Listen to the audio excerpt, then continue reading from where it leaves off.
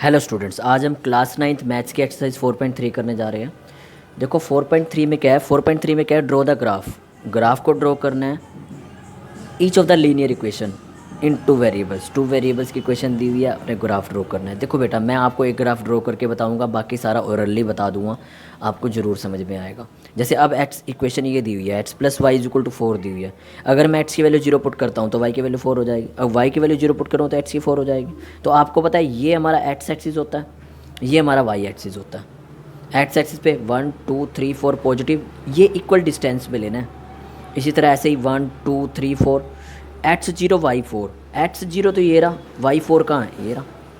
इसी तरह Y zero X four, Y zero तो यही होगा, एक्स फोर कहाँ है, ये रहा। तो इस तरह मिला दिया, ये हमारा linear equation in two variable का ग्राफ बन गया। इसी तरह देखो ध्यान से, अब ये X minus two Y is equal to है। अब तो जरूरी नहीं है कि माइनस में लेना है, X minus Y is equal to 2 दिया हुआ है ना, ठीक है। तो हमने क्या किया, अगर मैं एक्स की वैल्यू 0 रखता हूँ तो वाई की वैल्यू -2 आ जाएगी। तो मैं नेगेटिव में क्यों लूँ भाई, मैं प्लस में ले सकता हूँ। इसी तरह अगर मैंने एक्स की वैल्यू 4 ले लूँ, 4 माइनस वाई इक्वल टू 2 है ना, तो minus Y is equal to में 2 माइनस 4, तो minus Y is equal to में माइनस का 2, माइनस से माइनस कैंसिल किया, वाई की वैल्यू क्या आ जाएगी 2। तो पहली वैल्यू मैंने क्या ले लिया, एक्स की वैल्यू 4 ले ली, वाई की वैल्यू 2। इसी तरह वाई की वैल्यू 0 ले लेता हूँ। जब मैं वाई की वैल्यू 0 ले लूँ तो एक्स की वैल्यू क्या आ जाएगी 2। इसको मैं ग्राफ में रोटेट कर सकता हूँ, ध्यान से देखिए। देखो 1 2 3 4, आपने इसको ग्राफ में बनाना है। 1 2 3 4, -1 -2 -3 और -4, 1 2 3 4। अब देखो x2 x4 y2, x4 ये रहा, y2 1 2 ये रहा, सॉरी x4 कहाँ है, ये रहा, और y2 ये रहा। तो इसके बीच में कहाँ आ जाएगा, यहाँ पे, ठीक है। xy0 ये रहा, x2 ये रहा, कहाँ है, दिस वन। तो इस तरह से लाइन ले लो, समझ रहे हो मेरी बात को। तो इसी तरह y is equal to 3x दिया हुआ है। अब इस मैंने क्या किया, y इज इक्वल टू 3 की वैल्यू -1 रख दो तो -3 आ जाएगा, -1 -3। अब जब मैं 1 रखूँगा तो 3 आ जाएगा। ज़रूरी नहीं है, आप 2 भी रख सकते हो, 3 भी रख सकते हो, 4 भी रख सकते हो, ठीक है। फिर से ग्राफ में रोटेट कर दो, आपको सिखा ही रखा है, ठीक है। क्वेश्चन नंबर सेकंड देखिए। सेकंड में हमें ये बताना है कि ये 2 पॉइंट्स दिए गए हैं, इसके बेस पे ना 2 लीनियर इक्वेशन बनानी है। तो देखो सबसे सिंपल तरीका तो क्या है, 14 और 2 क्या होता है, 16 होता है ना। तो पहले इक्वेशन क्या बन सकती है, x plus Y is equal to में 16, ये फर्स्ट इक्वेशन, ठीक है।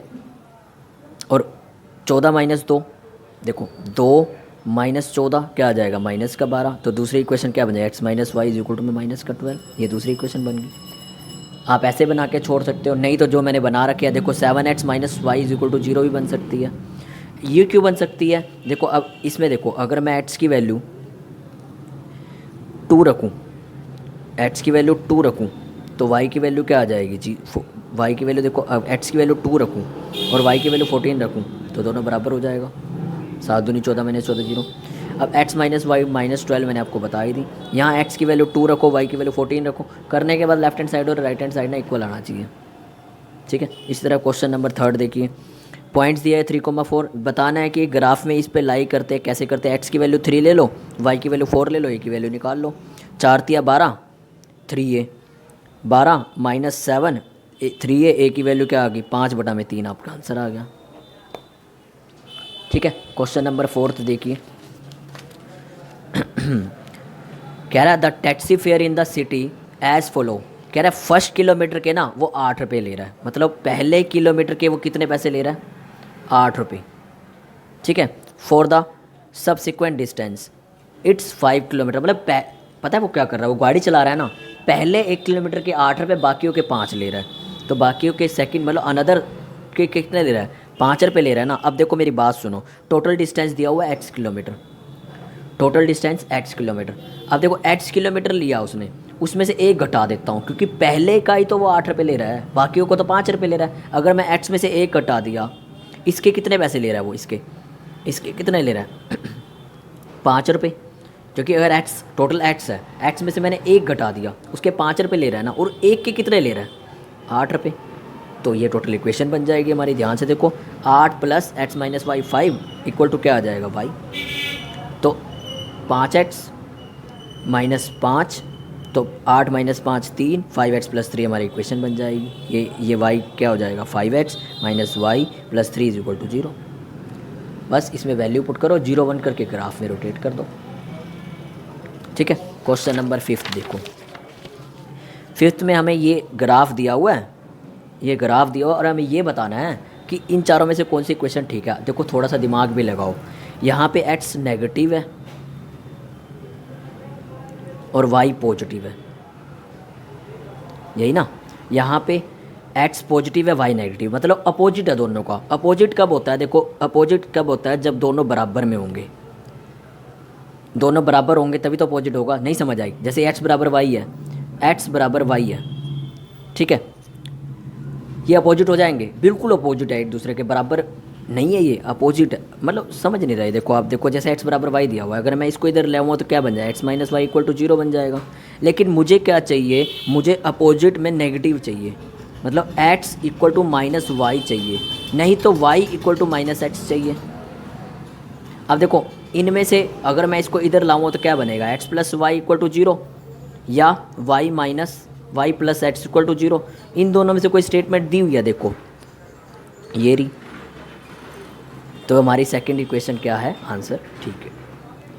करके देख लो, x की वैल्यू 0 रखूँगा तो y की वैल्यू भी 0 आ जाएगी, x की वैल्यू माइनस 1 रखूँगा तो y की वैल्यू क्या आ जाएगी, देखो y की वैल्यू 1 आ जाएगी, y की वैल्यू माइनस 1 रखूँगा तो x की 1 आ जाएगी। ठीक है, क्लियर है।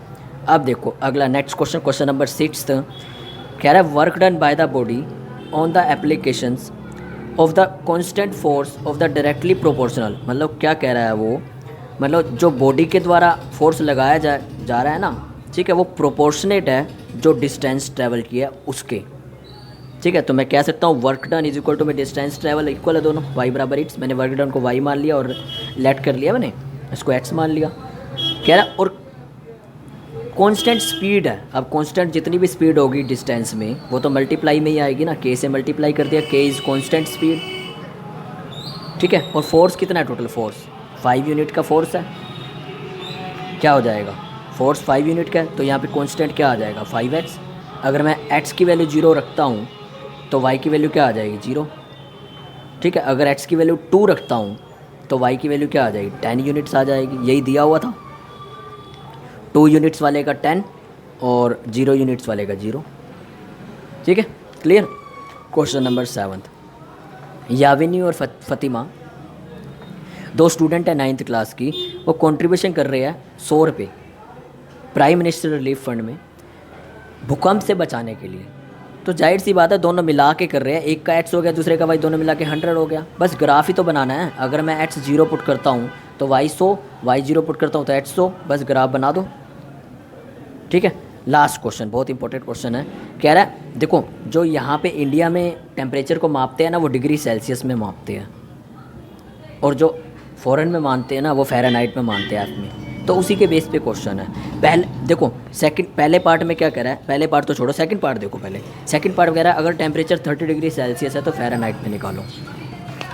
अगर टेम्परेचर 30 डिग्री सेल्सियस है, अब टेम्परेचर 30 डिग्री सेल्सियस है तो हमेशा याद रखना इसका फॉर्मूला एक ही होता है 9/5 C + 32 डिग्री। अब टेम्परेचर 30 डिग्री सेल्सियस दिया हुआ है तो मैंने C की जगह पे क्या कर दिया, 9/5 × C था ना, तो C की जगह पे क्या लिख दिया 30 लिख दिया। इसको सोल्व किया तो 86 डिग्री आ गया फ़ारेनहाइट। ठीक है, क्लियर है। ओके, तो उसके बाद क्या है, उसके बाद नेक्स्ट टेम्परेचर 95 डिग्री F दिया हुआ है, 95 डिग्री F दिया हुआ है ना, तो 95 F ये था ना, F = में 9/5 C प्लस में 32 डिग्री। F को मैंने क्या मान लिया 95, ये इधर जाके क्या हो जाए माइनस कितना आ जाएगा 63, और ये 9/5 इधर जाएगा 5/9 हो जाएगा, तो आंसर क्या आ जाएगा 35 डिग्री सेल्सियस। ठीक है, इसी तरह देखो अगर कह रहा है थर्ड पार्ट में क्या कह रहा है, थर्ड पार्ट में वो कह रहा है अगर दोनों जीरो होंगे, तो अगर दोनों जीरो होंगे, अगर ये जीरो हुआ तो इसका 32 डिग्री सेल्सियस आ जाएगा, अगर ये जीरो हुआ तो इसका क्या आ जाएगा -17.8। आप सोल्व कर सकते हो, कैलकुलेशन है ओनली, और कुछ भी नहीं है। ठीक है, लास्ट अगर F = C होगा तो F = C कब होगा, मैं आपको एक ही बात बता रहा हूँ। देखो एफ ये रहा, मैंने इसको भी एफ मान लिया, ये इधर जाए क्या हो जाएगा माइनस में हो जाएगा, इसको सोल्व कर देंगे एलसीएम लेके तो आंसर आ जाएगा -40 डिग्री पे दोनों क्या हो जाएंगे, सेम हो जाएंगे। ठीक है बेटा, आज ही क्लास में एक कंपनी हुआ कंप्लीट हुआ, कल की क्लास में हम एक्सरसाइज 4.4 करेंगे।